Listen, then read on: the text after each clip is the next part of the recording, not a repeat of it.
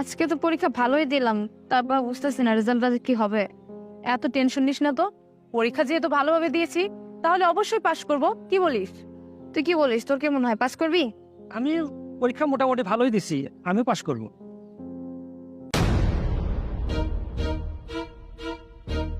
কি ব্যাপার, এটা সাগর না? হ্যাঁ, আমাদের ব্যাচমেট সাগরই তো। তো ওইটা কি করতেছে? জামা কাপড় চেঞ্জ করতেছে, রিক্সায়, তেমন মানে রিক্সা চালায়।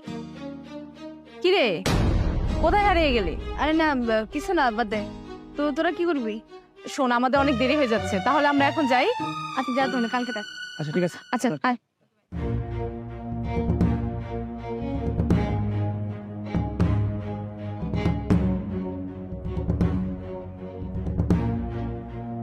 তাড়াতাড়ি, এই তো অনেকটা লেট হয়ে গেছে।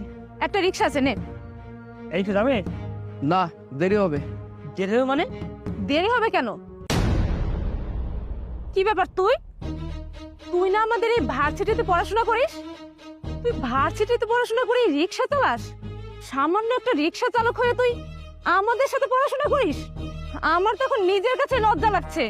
তুই আমাদের ব্যাচমেট? ছি! শোন, তোর না আমাদের সাথে যায় না একদম। আর তুই এই ভার্সিটিতে পড়ার কোনো যোগ্যই রাখিস না। তোর মতো একটা সামান্য রিক্সা চালকের সাথে আমরা চলাফেরা করলে আমাদের মান সম্মান নষ্ট হয়ে যাবে। মান সম্মান